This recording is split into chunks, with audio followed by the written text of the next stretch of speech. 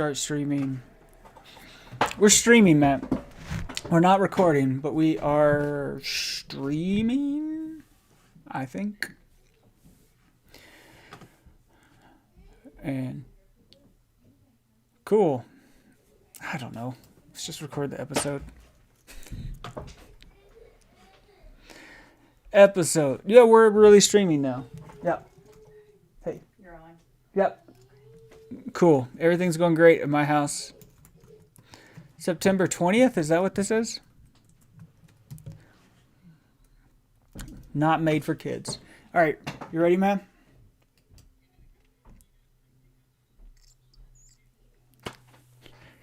It has to be silent. That's the.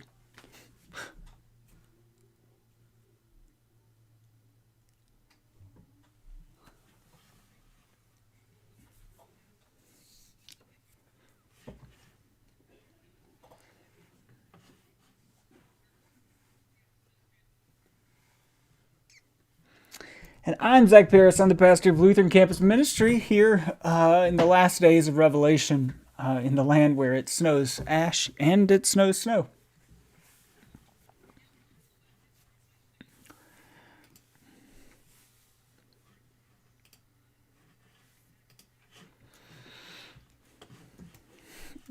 Nick! Emergency pod. Bruce Springsteen has died of COVID. It's a bummer, and we.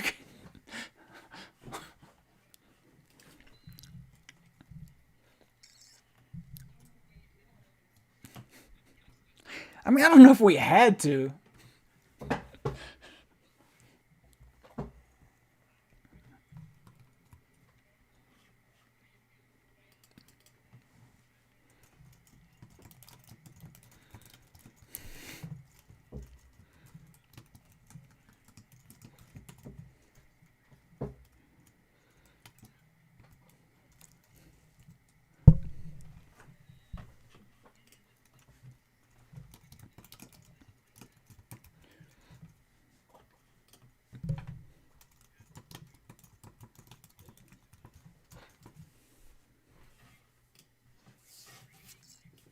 I could not be more excited about. I've not seen the album name. I can only assume that after I know Nebraska was one of them, that we're moving on, and South Dakota is the name of this album. Songs about he's picking up the torch that what's his name? I can't forget his name. Chicago's own Sufjan Stevens, the torch that Sufjan laid down. Bruce is picking up.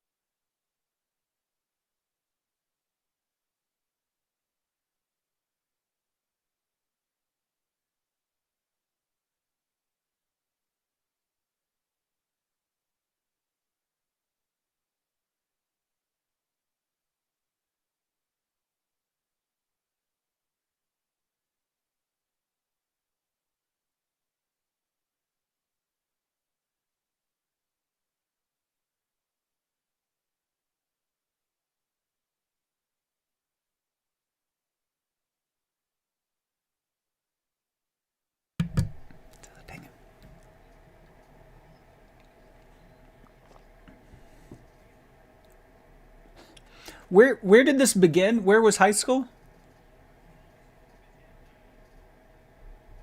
Okay.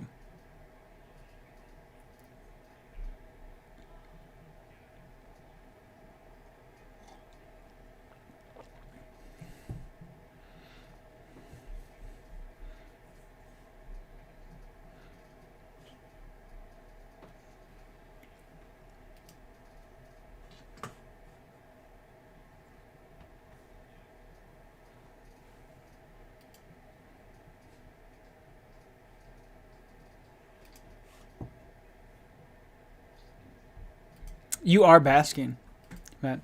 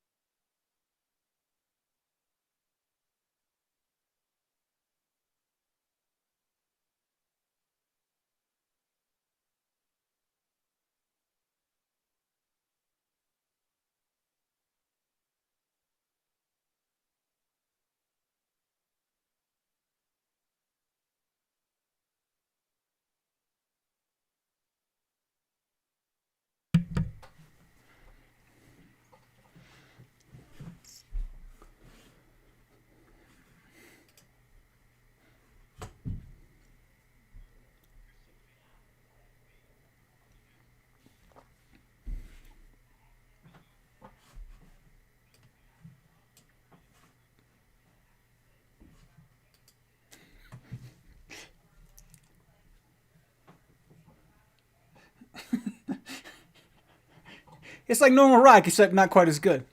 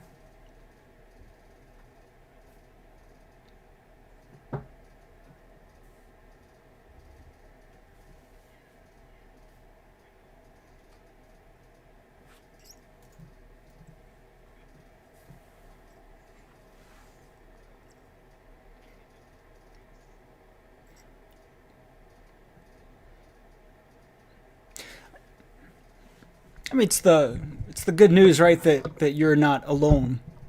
Um, as a passionate critic of the Enneagram, right? I'm always convinced that no one has ever felt the pain exactly the way that I'm feeling pain right now.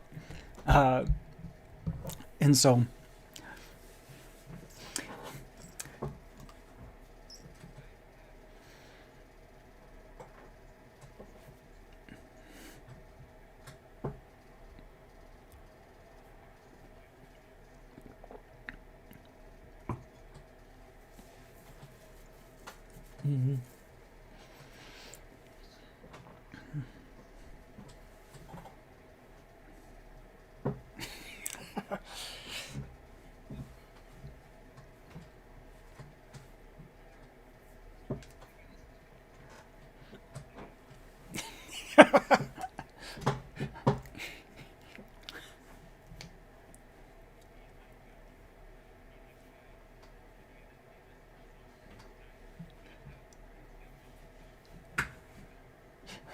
yeah.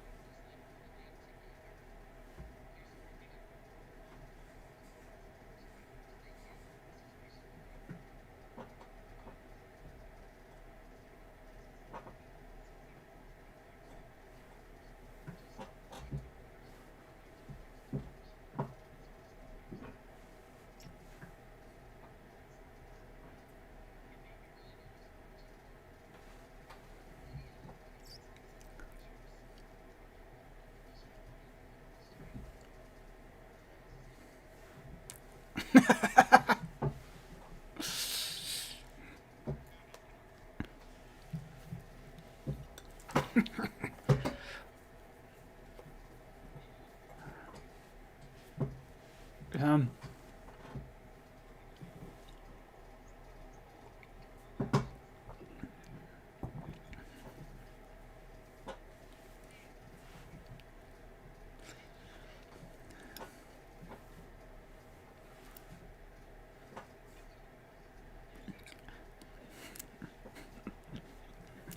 Johnny Cash did, at the end, essentially collaborate with Nine Inch Nails, though. So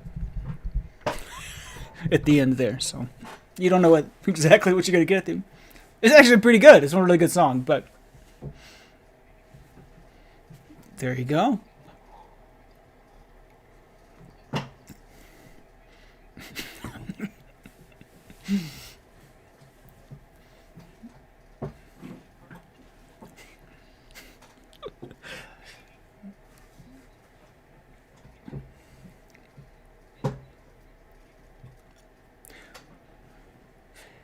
Do you think, Matt, they're going to do two Coachellas in 2021? Like the makeup Coachella and then the actual Coachella 2021? That's what I would do. Wring out enough cash.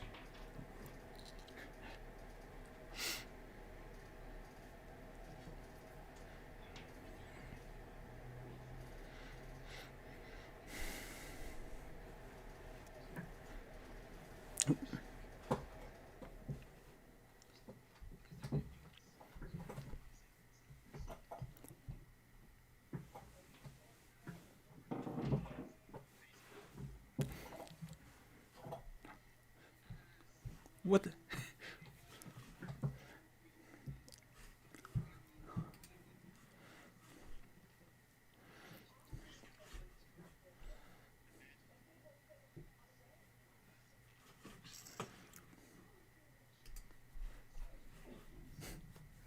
The first one I saw in the drawer. I don't think we ever gave Rick a proper introduction.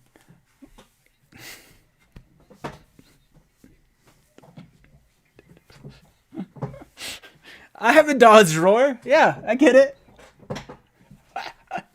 We didn't give Rick a proper introduction. Like Rick has a day job and stuff, right? Springsteen fan.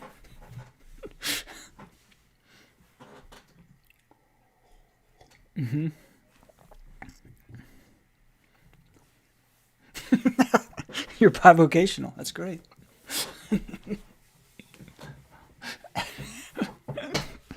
Bishops who really applaud you.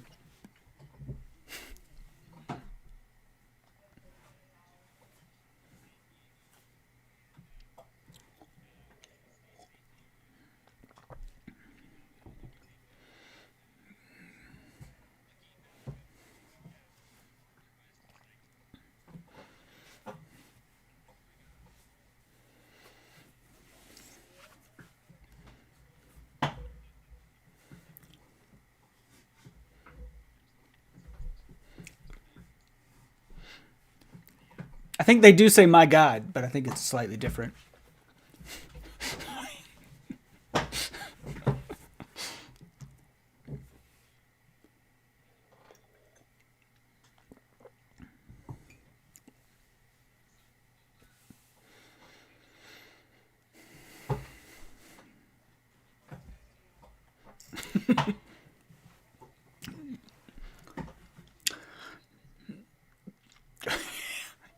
Have you seen the video of the gender reveal that led to the fire? Yeah, they posted the video on YouTube. Uh, it's insane. It's just insane. It's a boy. Just in case you were wondering, or it's blue powder.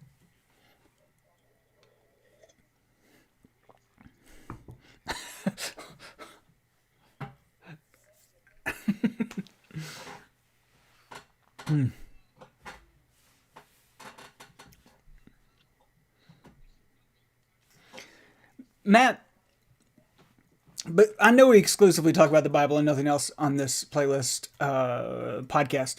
But I do feel like I've got an emergency report to make on the Dad cast. The Dad corner. It's been hard. I believe Rick has been fruitful, multiplied, and has children.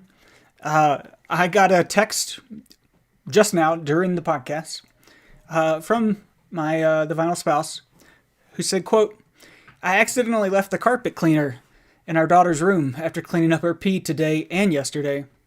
I heard it being used, so I went upstairs to find her spraying a giant piece of poop. She pooped it. She pooped there on purpose, just so she could, quote, clean it. I'm about to run away. It's been a good life with you."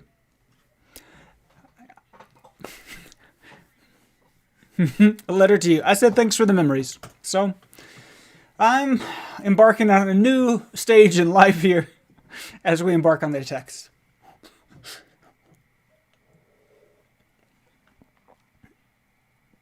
Same. We're finding that hard fought wisdom, bloodstained. Maybe I need good news. Let's see if we can find some. You know, like Rick said, when that preacher just really articulates where you're at. So preacher, don't be afraid to preach. Remember that time you found your child spraying a piece of their own poop on the floor of their bedroom with carpet cleaner?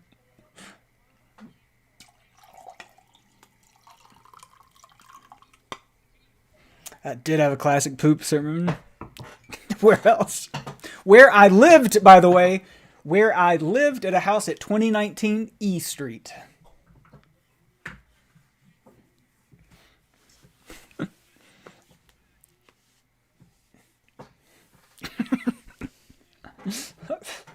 I have many fond sentiments, if not memories, of Bakersfield.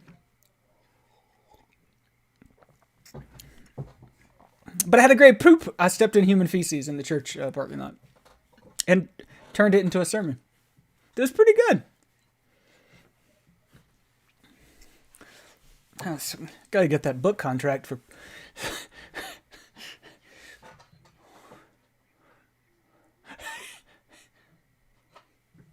They just give them out to everybody. How many poop sermons has Drew Tucker had?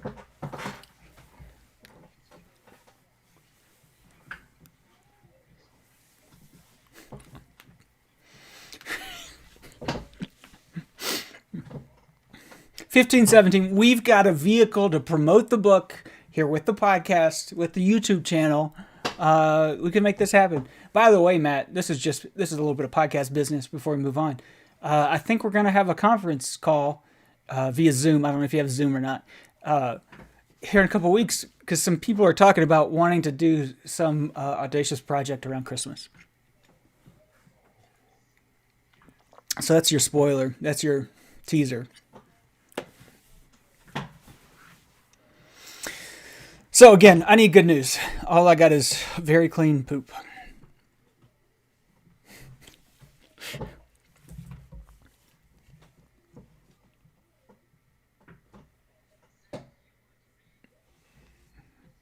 I sure can read from Exodus. The whole congregation, now as we recall from last week, God visited all these plagues upon Egypt. And God was super compassionate about it. God has the ability to harden and, I suppose, loosen people's hearts. But in this case, Yahweh said, let's harden those hearts up and throw a lot of death, pain, and destruction at them for no real purpose. Because, again, I've hardened Pharaoh's heart. And then in the end, he drags them all into the water, leads them to the water, and drowns them all to death.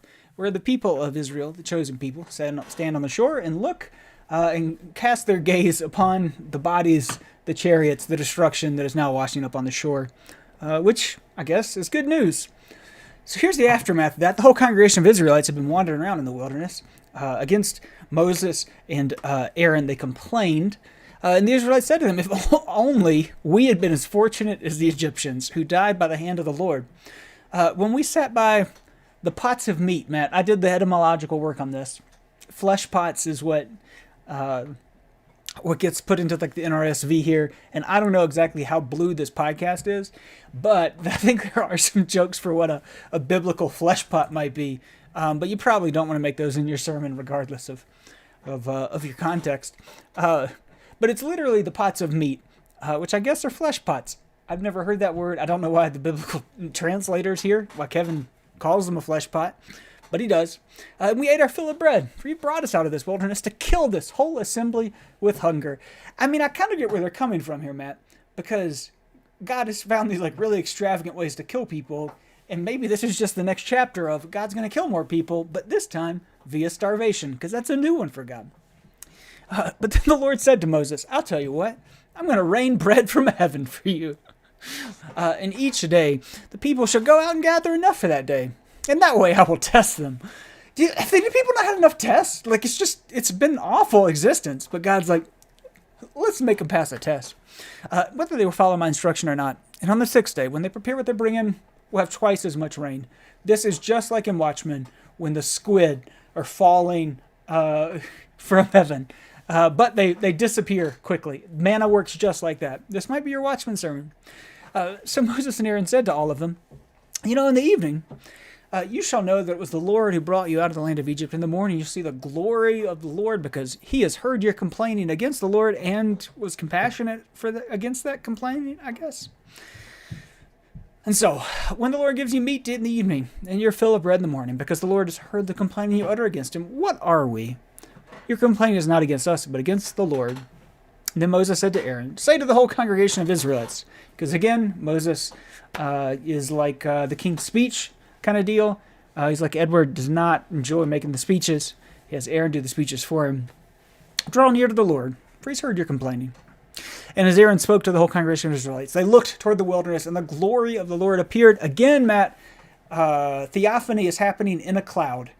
Fire, smoke, cloud, mysterious essence of God. If you're looking for God, look into the fires, into the flames, and God might still be there, even if it's Santa Ana wind-fed flames. But the Lord spoke to Moses and said, I have heard the complaining of the Israelites. Say to them, at twilight you shall eat meat, in the morning you shall have your fill of bread. And in the evening quails came up and covered the camp. And I'm assuming they caught them and cooked them up. Hopefully they fried them. And in the morning there was a layer of dew around the camp, and when the layer of dew was lifted, there on the surface of the wilderness was a fine flaky substance, fine as frost, which is a good turn of phrase to stick into the Bible here in the English version. Fine as frost on the ground. When the Israelites saw it, they said to one another, what is it? But they did not know what it was. Moses said to them, it is the bread that the Lord has given you to eat. So there's some really actually pretty good news. The context is a little rough, but it's a pretty good news story. What is it, of course, is the word manna. It's a classic story, Matt. It's your classic story. You're a manna guy. You really like this story.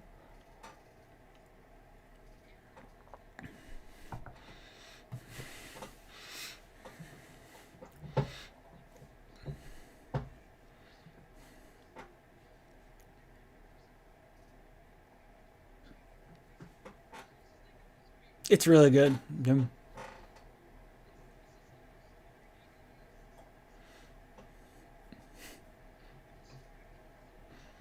Mm-hmm. I thought you were going to say Dan Erlander.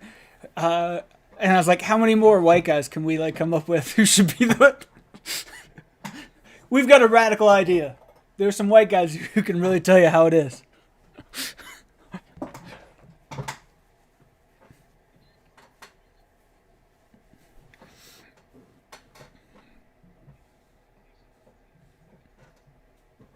Mm.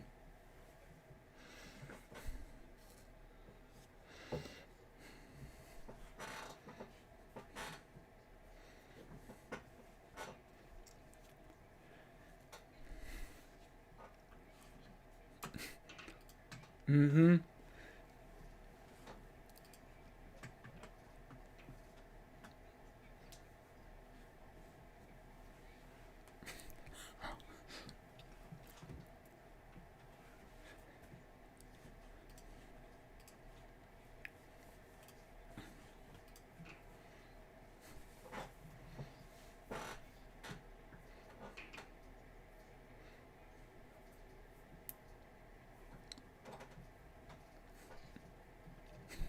God at this juncture does not work in half measures. Uh, if God's... Mhm.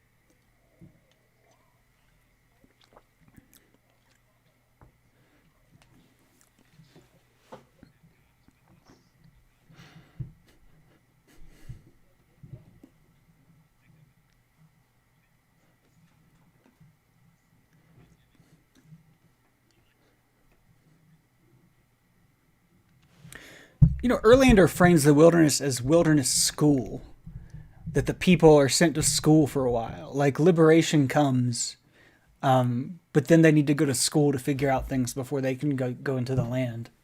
Um, which I think in general is a really helpful way to think about the wilderness, but perhaps also a way to think about this new time, new path, whatever euphemism you want to call the hellscape that we're living in. Um, but as a time of learning and preparation for what's to come.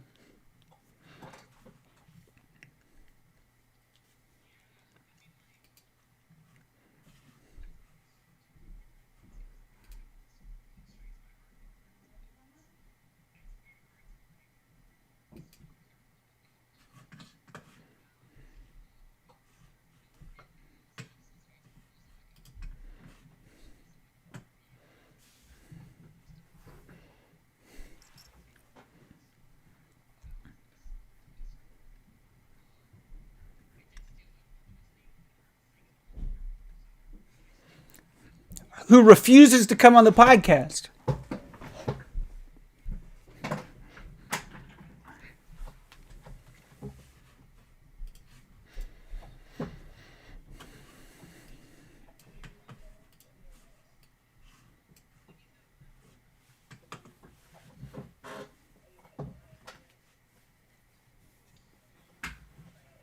Boom.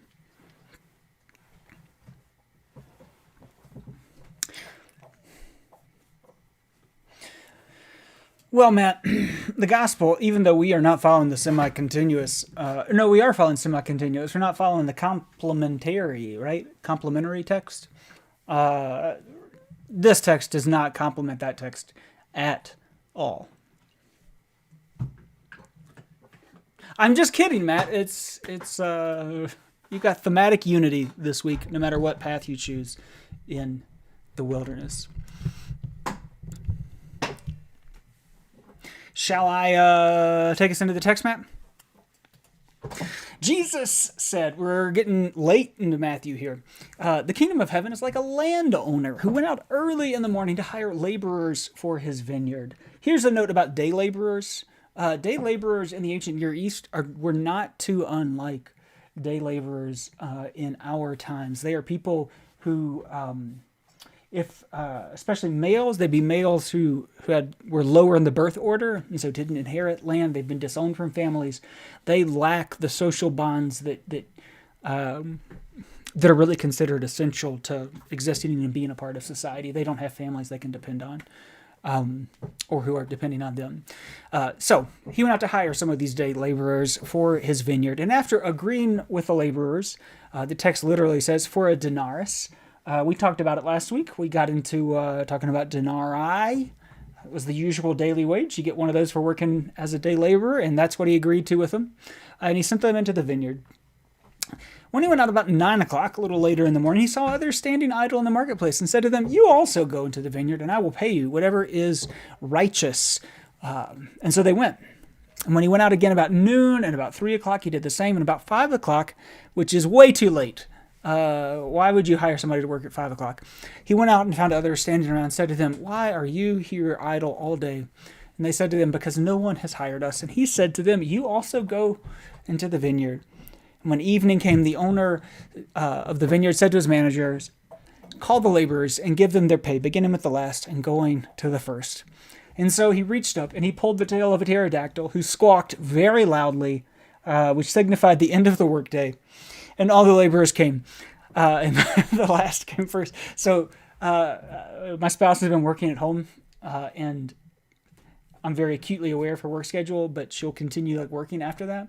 And if she's working past when she's supposed to be working, I'll start making dinosaur noises to signify that she should stop working, a la the Flintstones. She really enjoys that, by the way. Really appreciates it. And when those hired about 5 o'clock came, which are the first people to get paid, the last people to show up to work, each of them received a denarius. And when the first came, they thought, they'd heard about this. The guys who showed up late got paid a denarius. They thought they would receive more, but each of them also received the usual daily wage. And when they received it, they grumbled against the landowner, saying, "These last worked only 1 hour." And oh, what a line here. "You have made them equal to us?" There are lots of good lines in this. This whole line is good, and it overshadows that part for me. "You have made them equal to us? How dare you make other people equal to me, who have borne the burden of the day and the scorching heat?" But he replied to them, "Friend, I am doing you no wrong. Did you not agree with me for the usual daily wage? Take what belongs to you and go. I choose to give to this last the same as I give to you. Am I not allowed to do what I choose with what belongs to me? Or do you have the evil eye because I am so good?" Is another way to translate that. Is your eye evil because I am good? Or are you envious because I am generous? And so the last will be first, and the first will be last. This is last week, Matt, we covered God's, Jesus' unequivocal prohibition against debt, that all debt should be just forgiven. And this week we get Jesus' defense of universal basic income.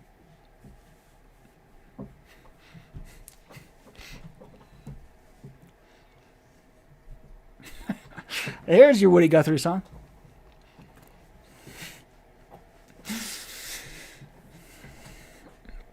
What do you think here, man?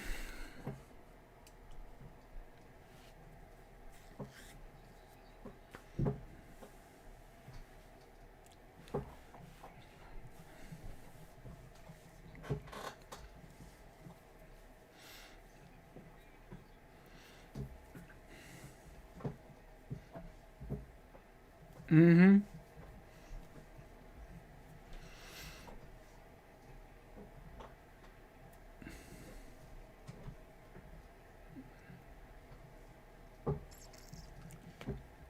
Yeah, eyes are windows into the soul of the human in the ancient Near East, and so you can see their inner disposition through the eyes.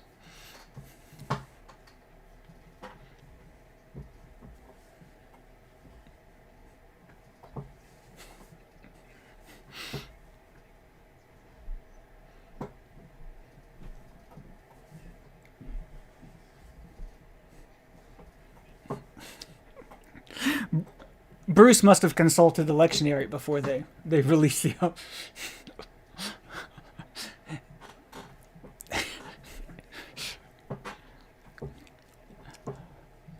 Mm-hmm. And he's familiar with our production schedule.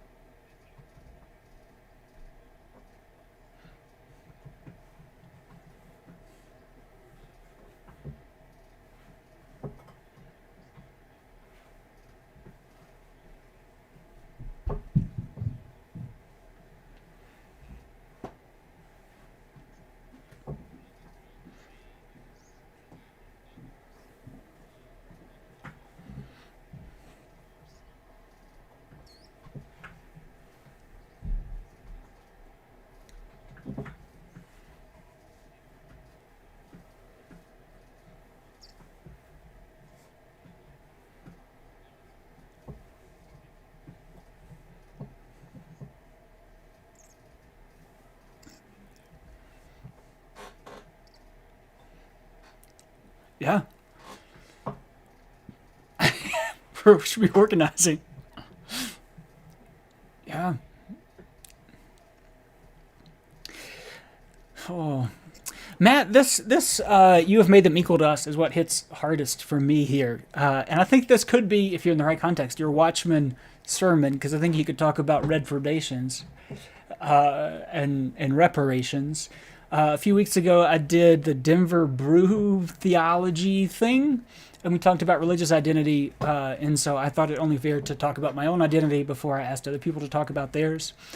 And a thing I included in my introduction that I've never included before, uh, that I think I'm going to start including more often now, is one of the things I did as I talked about how important it was for me. One of my Nebraska-ish experiences, like Rick's, was to just to be in Chicago in Hyde Park in 2008 was a transformative, important experience, and I've always thought of myself in that way over the past 10 years. But I think equally as important, and important to say that I haven't always thought about it, is that I grew up in North Carolina, and my elementary school, uh, George Edison Massey, the building that I went to elementary school in was the black high school for our county. Uh, it was Newbold High School. It was where all black students in our county went to school, and so and I remember I was aware of it as a kid. People didn't talk about it a lot, but I knew it. But it also was in like black and white photos. I think, which is a strange age. I feel like I grew up in a strange age because black and white photos, see, like there were so many things in black and white photos, and if they were in black and white, like The Wizard of Oz, it happened 800,000 years ago and wasn't real. And I did the math, of course, recently, and I'm further away from when I was in that school now than when I was at the time from when it was the black high school. And so just right, like we've got this our synod theological conference is coming up, and it's on race and stuff and talking about race, and the synod is not a thing that I look forward to because we are almost exclusively white synod, and so us getting together to talk about race sounds awful. Uh, but we'll see how it goes, Matt. This that's what's hitting me this week, man.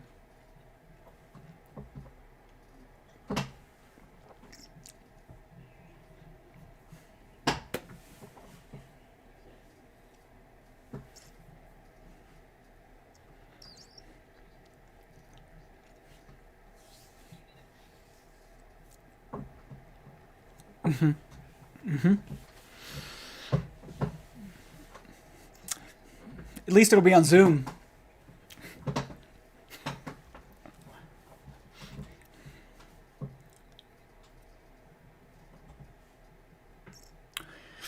I think they're good news. It's so overwhelming that it's hard to believe. So I think that's the preacher's challenge here is we got that beautiful image of this week of manna raining down from heaven, of everyone getting enough. And how do you get people to believe? How can you proclaim that good news in a way that resonates the way Rick was talking about, that Bruce is gifted of finding resonance in people's life? How do you make that believable? I think that's your challenge this week, preacher. That sounds great, but I've got shit on the floor upstairs.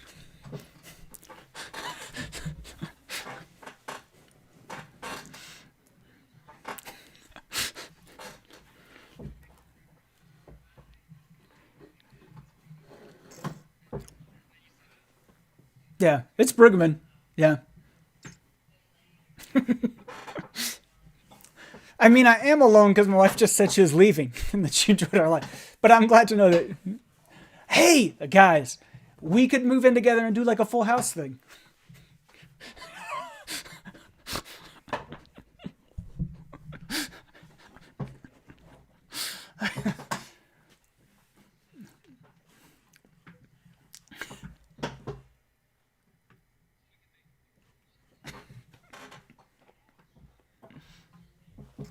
Well, there's manna raining from heaven. I finished my Laurel Canyon book, but I'm going to put Bread, the band Bread, on the playlist. We've got a song called Everything I Have. I would give anything I own, give up my life, my heart, my home. I would give anything I own just to have you back again. So this generous image of God, Bread's got it. And then the song 13, which is like super covered, originally by Big Star, but that Dylan, that Wilco, everybody's done. One of my new favorite bands, Waxahachie, along with Hooray for the Riff Raff and Bedouin, covered it this week. And so again, if you're talking about that kind of generous, it's kind of set with like a 13-year-old is the premise. And would you be an outlaw for my love? I think is a fun little line that resonates with the people on the run in Israel or in the wilderness. And then Matt, for your I assumed I had to do a Bruce song, so I'm doing Secret Garden because it feels Secret Garden-y, where things are so great here.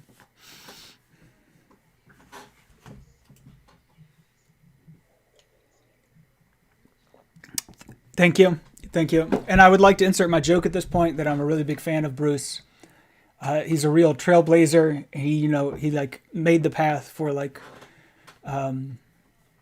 the Roots to be the house band, for Questlove to be on the Jimmy Fallon show. He did that, as a member of Conan's band for so many years. So I really appreciate that.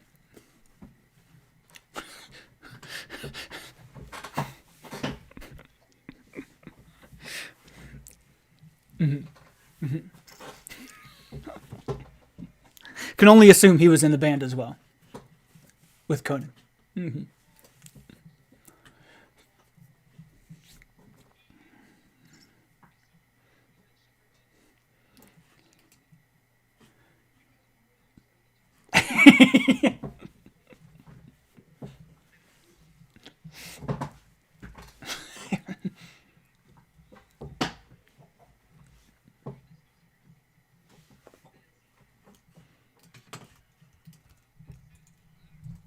Mm.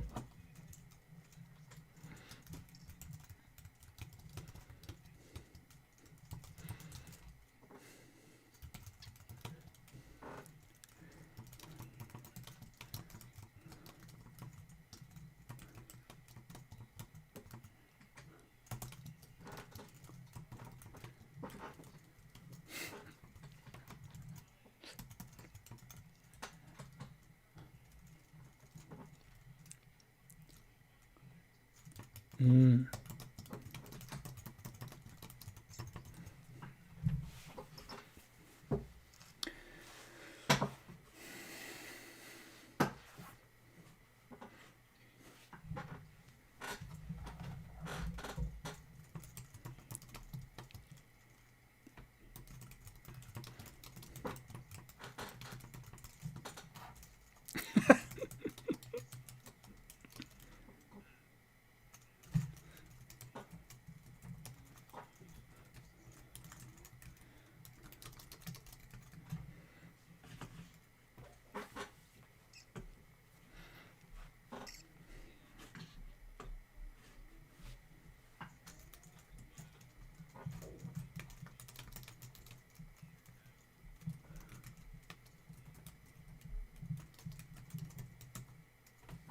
Bakersfield.